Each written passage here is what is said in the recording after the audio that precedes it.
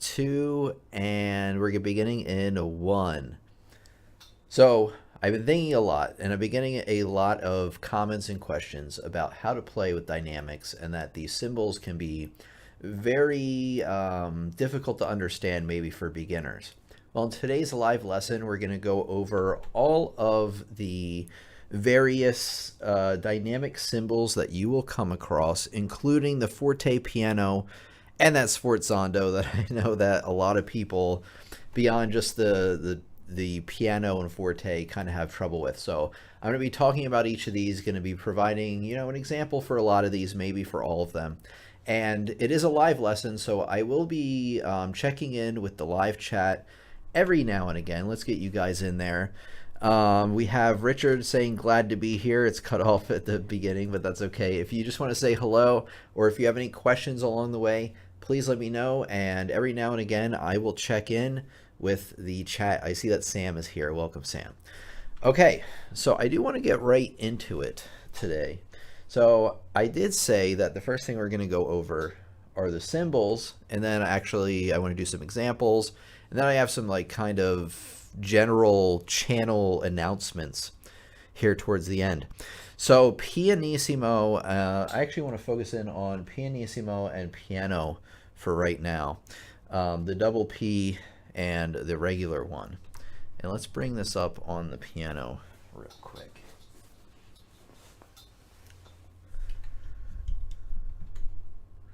There it is. Perfect. Perfect. So here's how I would think about it. You have P on one end. I would think about it like a scale. You have P on one end, which is soft.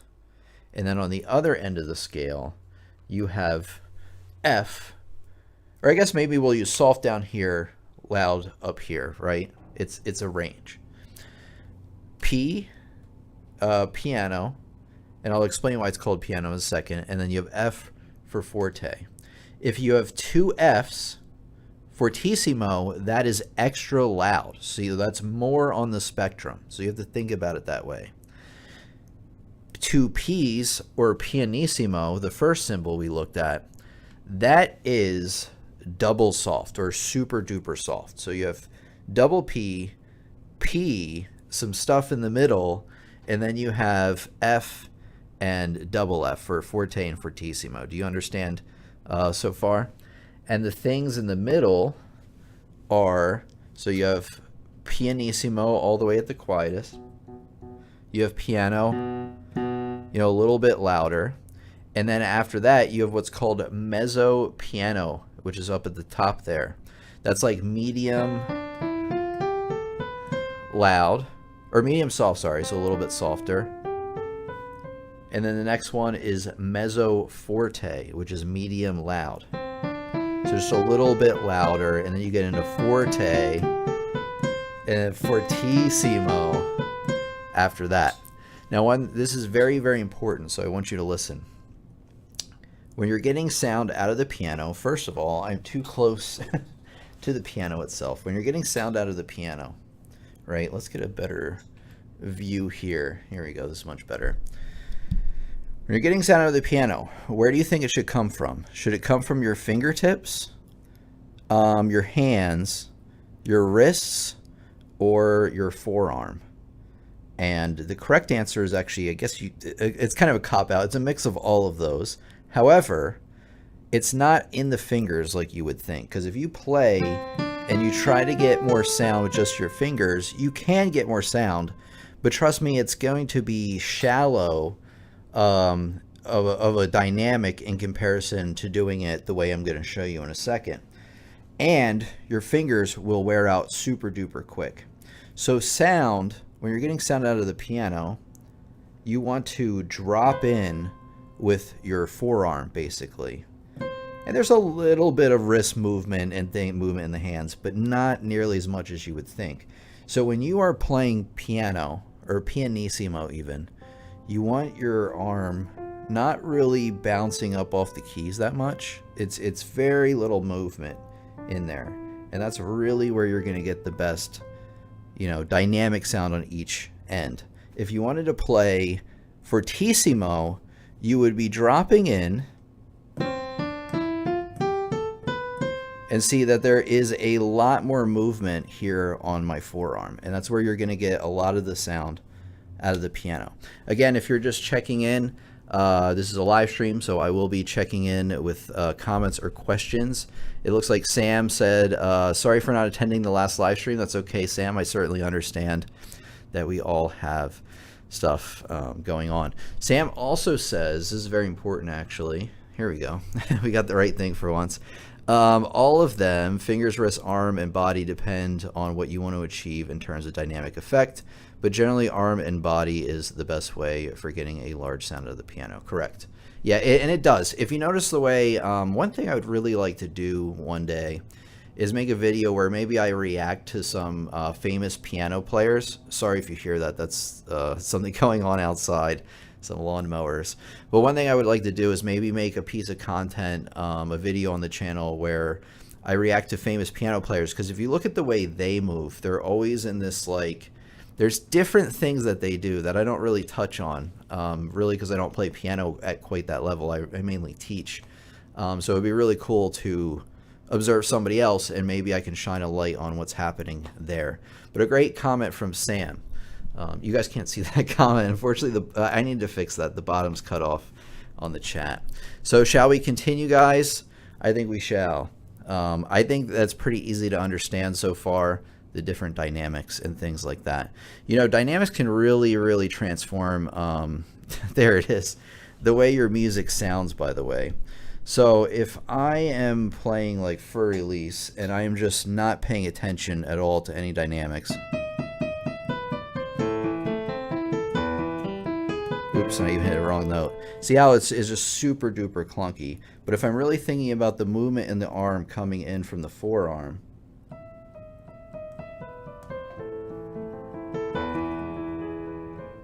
and at the end of phrases, I always like to kind of lift up, do a little decrescendo there. Because if you think of somebody who was singing this piece towards the end of their phrase when they're singing it, which is how you should think about melodies a lot of times, is that they will run out of breath, or they will have weaker breath at the end of whatever they're saying, right?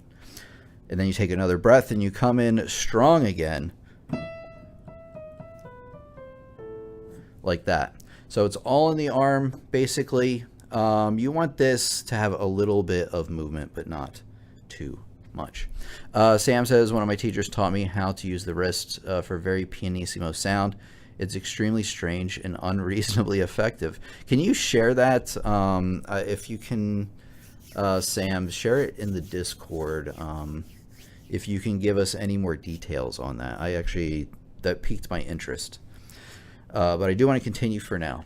So, and then remember, later on in the lesson, I'm going to be taking questions from you guys if you have any. I actually got a very important question before we even started today that I want to go over. So just letting you guys know what's coming up. Sforzando, or forte piano and sforzando. These ones are very, very confusing for a lot of people. They don't know. It's almost like a contradiction. Forte piano. It's like, how do you do that at the same time? Well, and then sforzando. So I want to talk about sforzando first. Sforzando, which is the SFZ, is like a really temporary accent, and it just means that you're going to be hitting that particular note with an accent and then coming off the following notes right away. Forte pianos, the FP, is very similar, where you'll be playing loud and then you'll get softer, but it can happen over a few notes. It isn't like one note and then soft. It's like loud, loud, soft, soft, soft, soft, soft. Like it happens quickly, but slightly more gradually, I'd say. And I want to demonstrate. I guess we can do it. Wait, here it is. Sorry, guys. I've been moving around my live switcher stuff. Okay, hold on. And I want to demonstrate this. No, cancel. Hold on, guys. Sorry. There it is. There it is. Where are we at? That's not the exact version that I had up earlier, but it's the same. It's the right piece, at least. Okay, so you see how we have actually SF, SF, sforzando, same thing.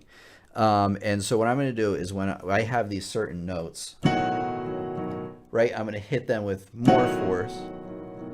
But immediately after that, right, immediately, like as soon as this note right here, hold on, there we go.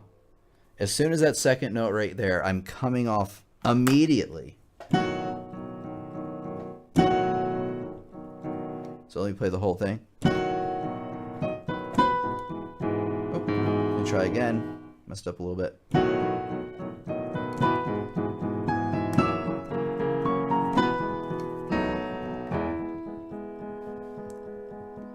And then coming in down here, pianissimo, but it's like the whole thing, right? It's more even across.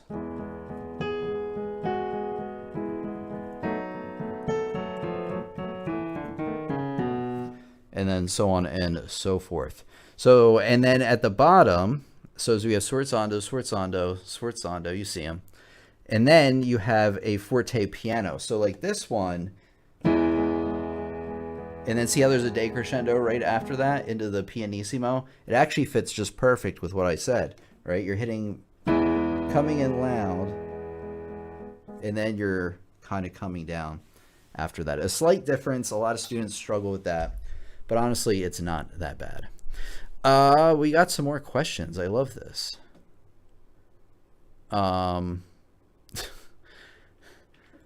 Wait.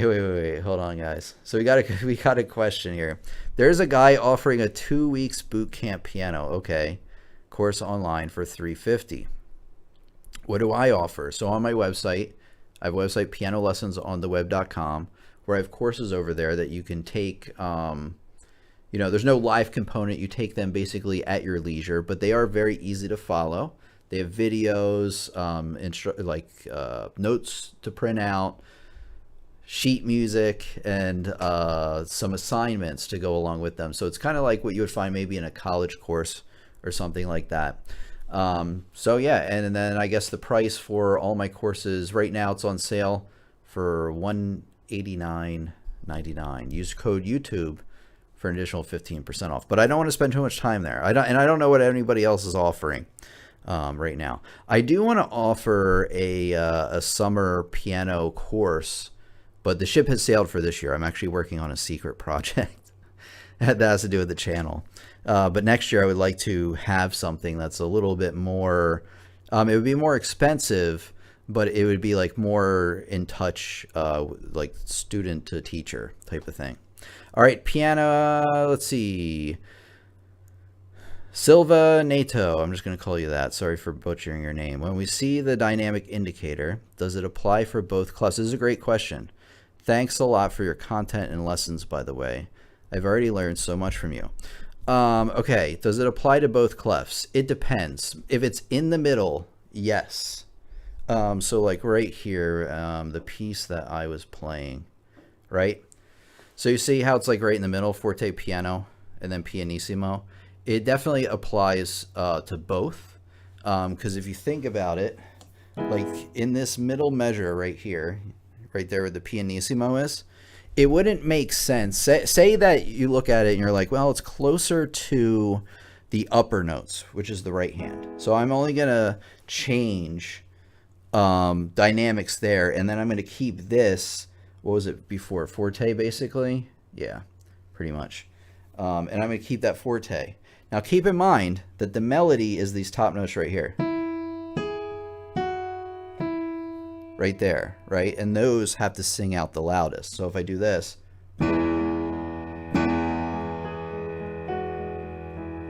see how it gets lost in the mix? So even just logically, it makes sense if they both come down, because you can still hit the melody notes out. Oops, let me try again.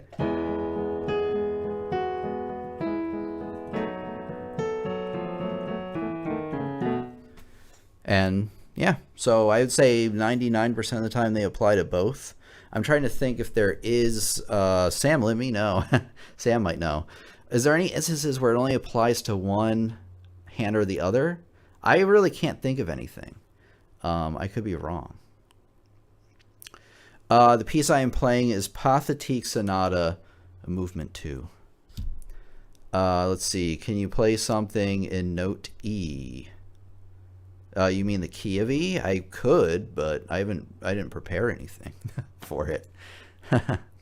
So yeah, so that's the answer to that question. It depends. Sam actually has an answer for us. Sam says it depends. Sometimes when the dynamic markings is in both clefs, it affects them both. Okay, that's what I said. And but some composers deliberately put dynamics below the staff to indicate it for one staff. Now I remember there are times where, yeah, if you have like low bass notes coming in, and I guess the composer really like has a different intention for those notes, or maybe the melody is in the left hand, maybe they'll do that. One for the top and one for the below. So there you go. We got a affirmative answer there. It is rare, but I have seen it. Okay. Yeah, I thought I had remembered seeing it, but I didn't want to tell you guys something that's just totally not correct. Okay, let's continue, by the way.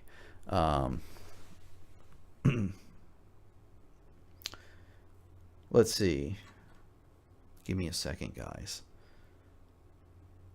Just making sure we hit all of the things today. And then I have some announcements and things like that. Okay, oh, you know what we didn't talk about is crescendo and decrescendo. And actually, I have a little bit of an exercise for you. So if you have this, it looks like a Pac-Man. Is that a less than sign, I think? Yeah, that's less than. If you take a math class, that means that you're gradually getting louder as you play. So you think about that as like a little volume bar. Here, this one's a little better, right? You're starting out soft, which brings me, and then getting loud, which brings me to a thing that I want you to practice. So coming in with both hands, or you can just do one hand with your scales. What I want you to do is I want you to start pianissimo, and as you get towards the top of the scale, I want you to get as loud as you can using what I told you about the forearm. And then coming down the opposite, where you're starting out with more movement in the forearm, and then you're getting less and less each time. In fact, let me get this view. This view is better for this. See, it's less movement, more movement, less movement.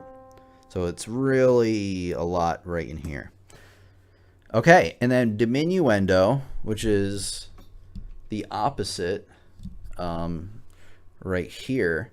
You are starting loud and then getting soft, and then do the opposite coming down. What you can also do is you can do like sforzandos, right? On every other note. That's like kind of a cool effect.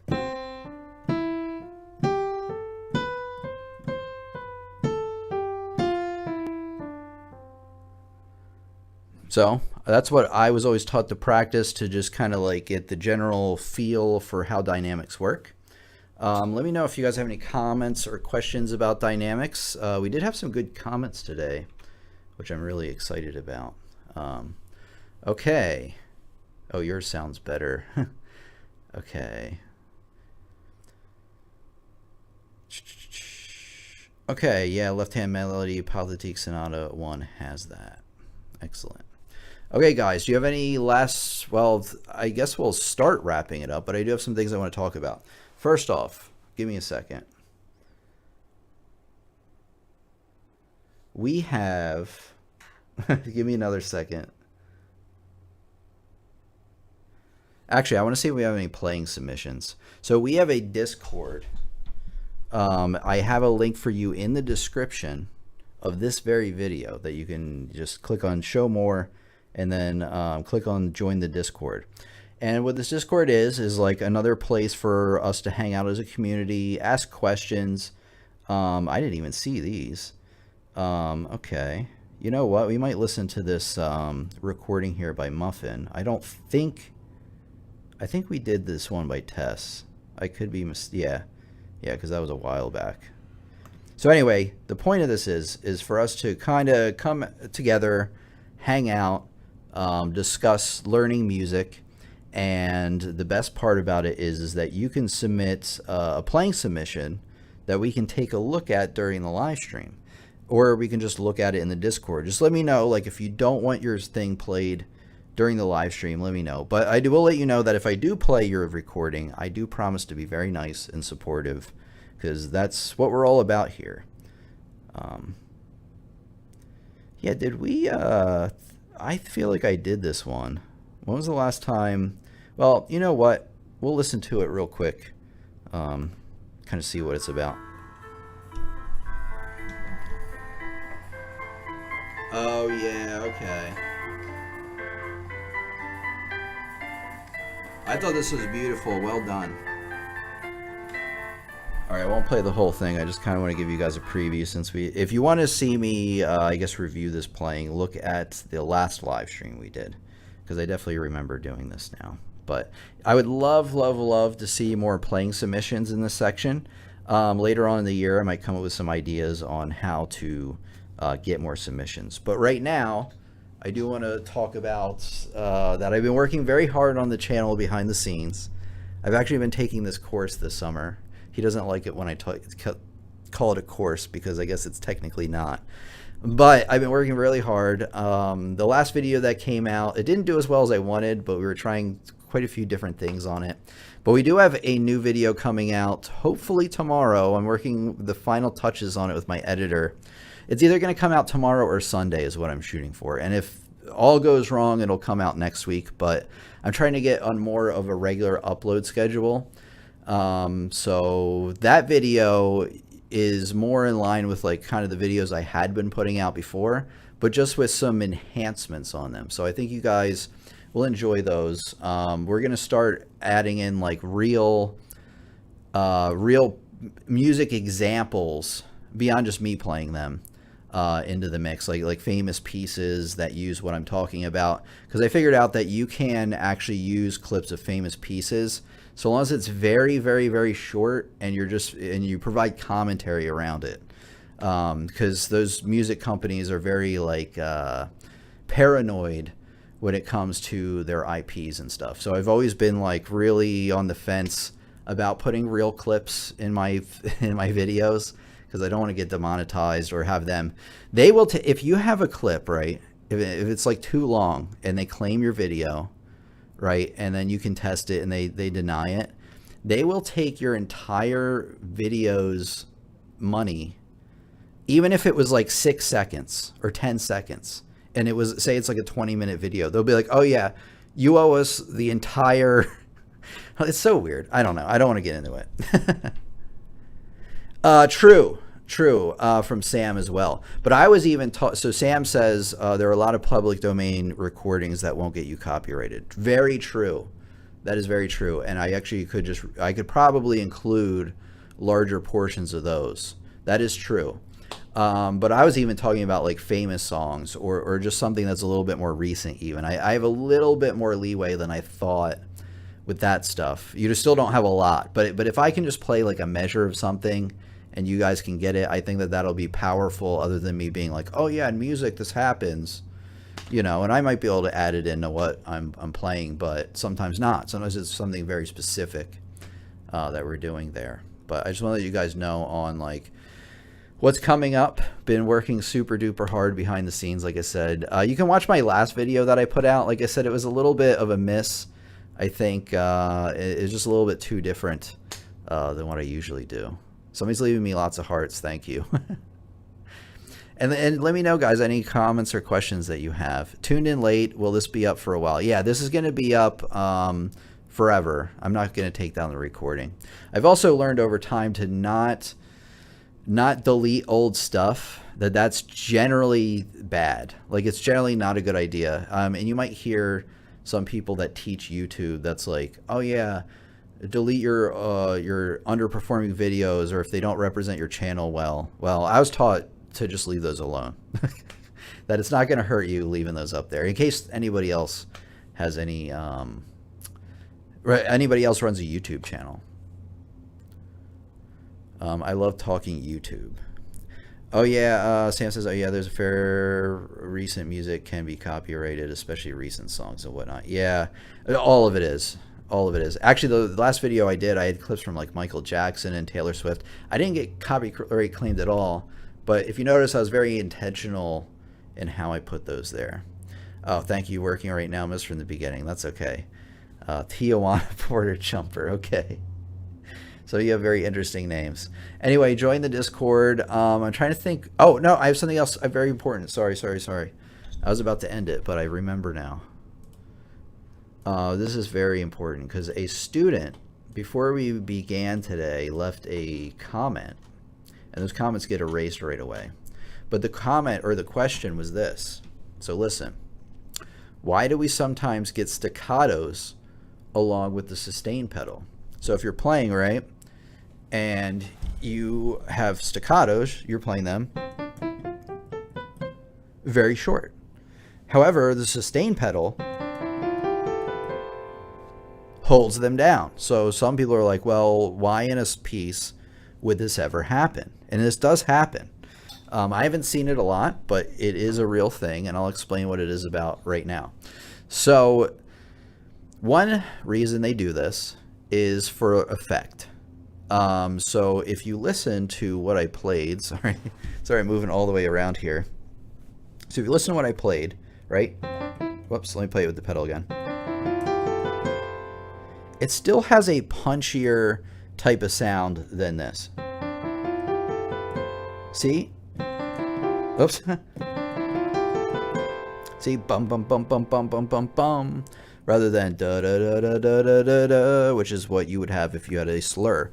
So there is still a difference with combining the two. I know it's like it sounds like an oxymoron or a paradox, I guess is the better way to put it, but it's not. So they do it for that reason. They also do it to, I wrote this down ahead of time so I go down the list.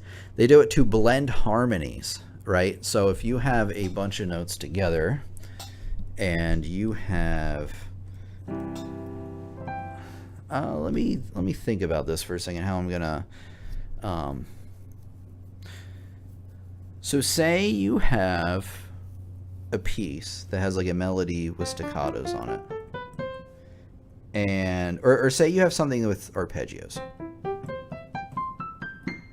and they're notes that are further apart across, further apart, and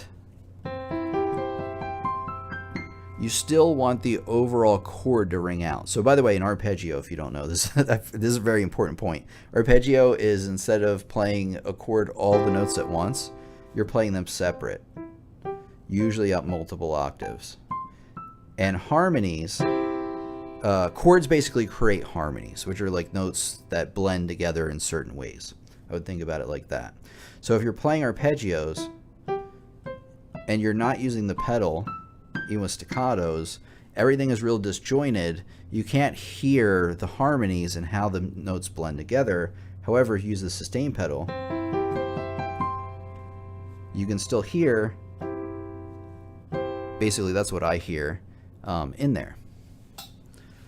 Great question. And then the last one is just like artistic expression, but that's kind of like what I was saying in the beginning, right? They're trying to get some kind of a different effect across. Yeah, I think that's pretty much it for that question. That was a great question. I had to get to that. And I knew that if I didn't write it down, it would be lost to time. Let's see. Sam has a bunch of context here. So let's see what he has to say. It makes proper sense on an acoustic piano. Wait. I am still waiting for the question. A few comments before. Okay.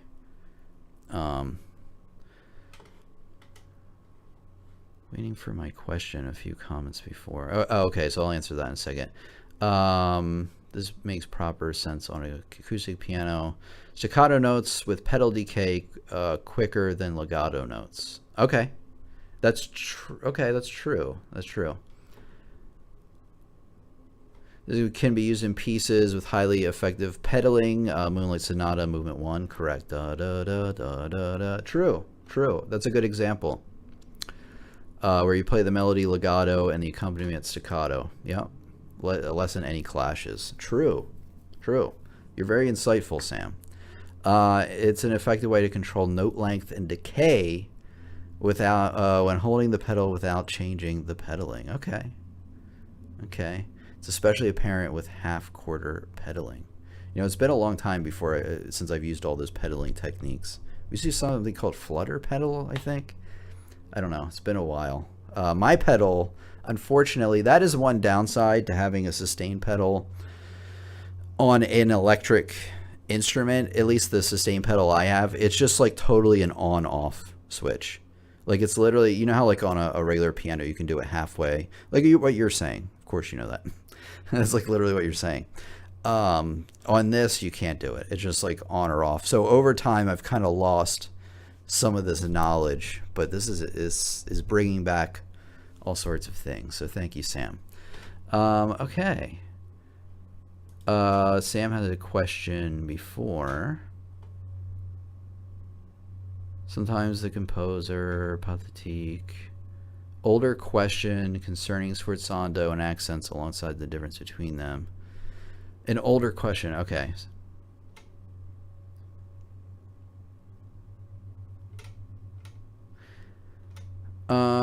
Sorry, looking for, okay, the confusing thing sometimes is the difference between accent sforzando and rinsforzando. Okay.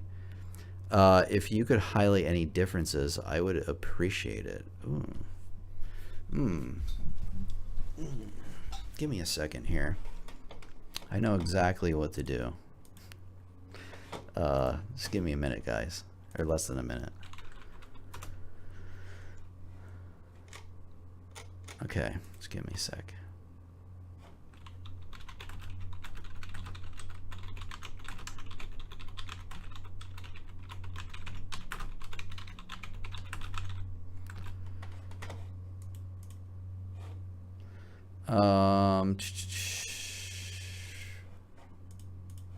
I'm almost there.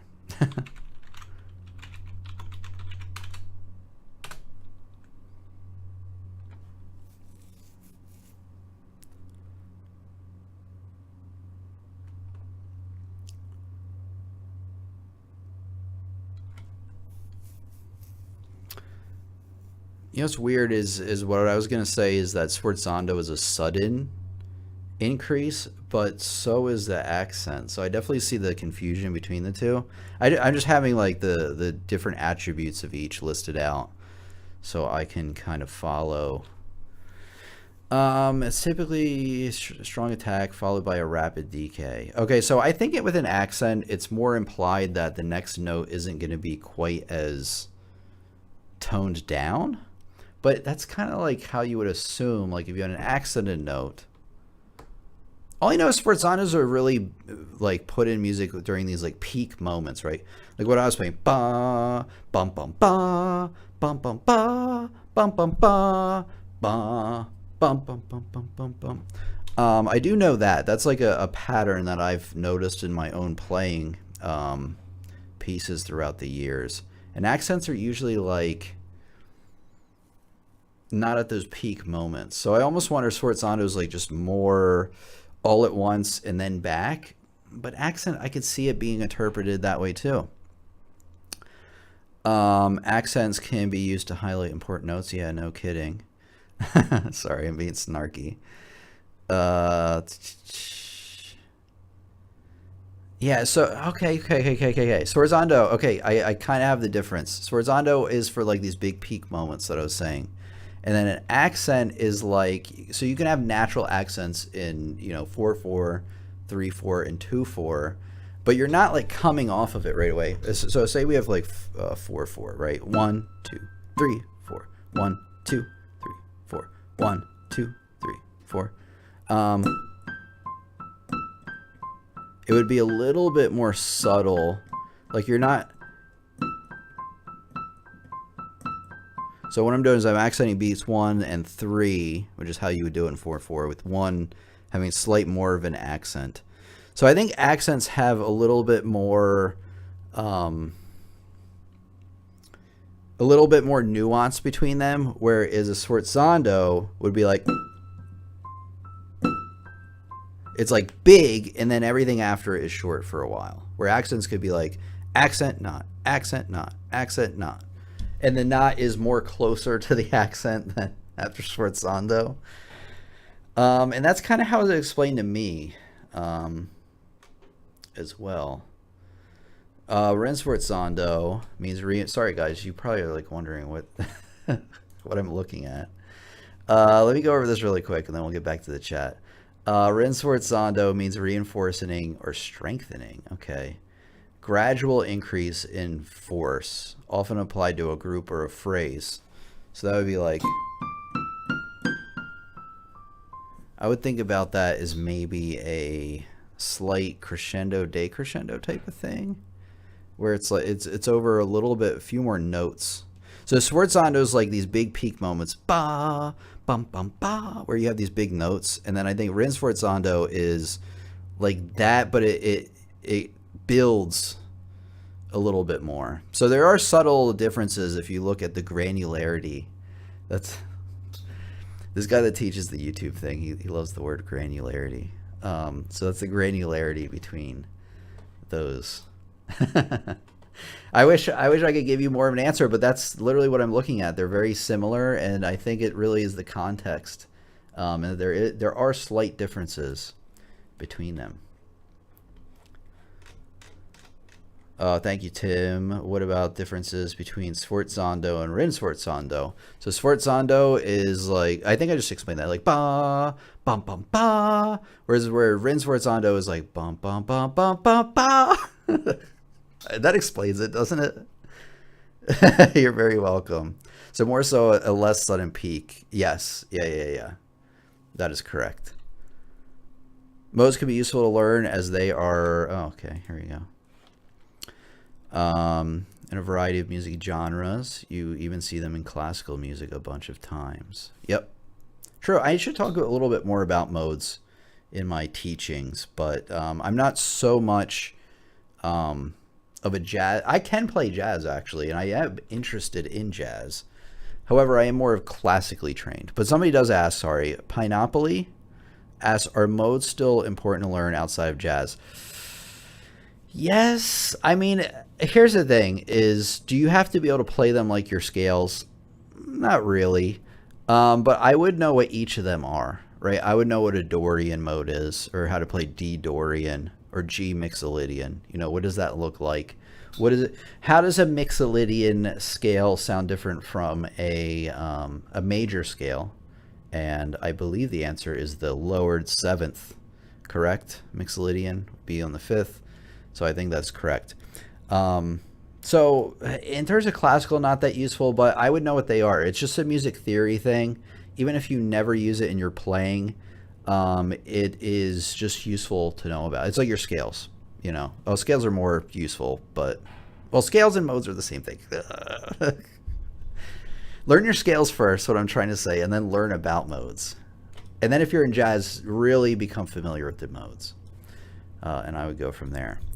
All right, guys, let me check to see if I have any last minute comments or questions. The only thing I got to say is somebody asked about it before, and I didn't want to talk about it too long then, is that I do have a summer sale over on my website, pianolessonsontheweb.com. All my course packs are on sale until the end of the month. So feel free to grab them if you've been looking for something interesting to do this summer. Say you have a little bit of extra time and you want to take your piano playing more seriously. Sign up for courses, and it's also a great way to invest in both the channel and your own music education, because anything I make from the courses I kind of just put back into the channel. But anyway, yeah, pianolessonsontheweb.com. Check it out when you get a chance. And I think that's really it. Join the Discord if you want to submit a recording. We will be meeting again. You probably want to know this as well. In about 2 weeks. I don't think we're meeting next week. I could be wrong on that. Although I do want to start getting into more regular stuff. So let's say 2 weeks, safely. Could we have one next week? It's possible. But let's shoot for 2 weeks. I want to get 2 live streams a month in from now on, and then possibly more. But I think let's start with 2 and build from there. Any last minute comments or questions? I would love to have them today. Next time I think I'll pick a topic where we can really discuss more together. I'd like those topics a little bit more, but I wanted to get a dynamics lesson in. If you have any recommendations on videos to do, unfortunately I can't take recommendations for the regular videos that come out right now because I have like a specific strategy I want to do. I mean, you can tell me what your recommendation is, but what I will tell you is I am taking recommendations and seriously about live streams. So if you're like, oh, I'd love if you did a live stream where you went over staccatos or something, then I can probably do better working that in. Somebody says, how do I join the Discord? That's easy. Let me get you a link here. And I have a link for you right here. All you got to do is click that link, click join. It's free. No membership or anything crazy like that. And thank you for joining us, Tijuana Border. I believe you're newer here. Sorry, I got some burps going on. Or what is that called? They're not burps. They're the other ones that are annoying to deal with. Thank you so much for coming. Pineapple. I love that name, actually. Pineapple. I think that's an awesome name. Tijuana Border is also an interesting, pretty cool name. Sam, of course. Cool name. Local experimentalist. We got a lot of new people coming in today. Somebody with the Spanish name, I'm just going to call you Neto, and welcome. And anybody, we got a lot of new people today, so I consider that a win. You know, sometimes we get more viewers, sometimes we get less, but I love seeing new people, actually. I mean, it's great to have, like, you know, your regulars like Rich or Sam, or, you know, we used to have Jeremy and some other people come in. But I love seeing new people as well. So anyway, we're going to meet in 2 weeks. Our live streams for now are always going to be on Friday at around the same time. So if you want to mark it down on your calendars, joining the Discord is also great for knowing when we go live, since I will let you know in advance. Sometimes it's only a few hours because I forget, but I try to let you know a few days in advance at least. And then maybe as we continue, we'll come up with what's the word for it? Like a schedule on like what we're going to be talking about and when.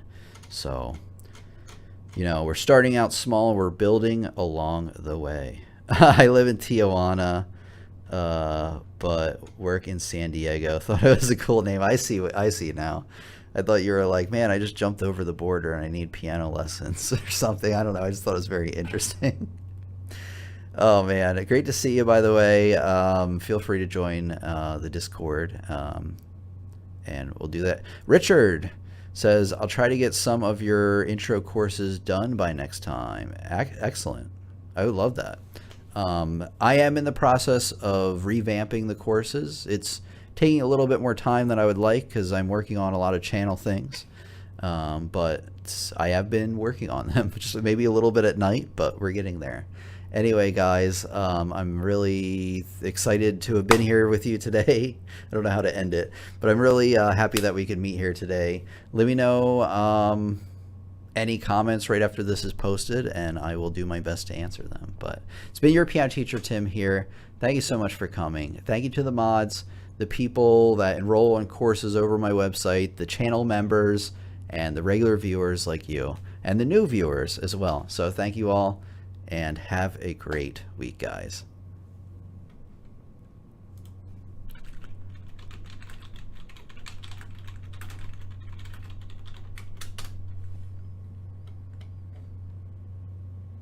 Thank you very much for the lesson, Tim. You're very welcome, Sam. Thank you for coming and moderating. It looks like, you know what, I think our community has gotten a lot tamer over the years because we haven't had to kick anybody out, and I'm pretty proud about that. I mean, if we have to kick somebody out, we have to kick them out, you know what I mean?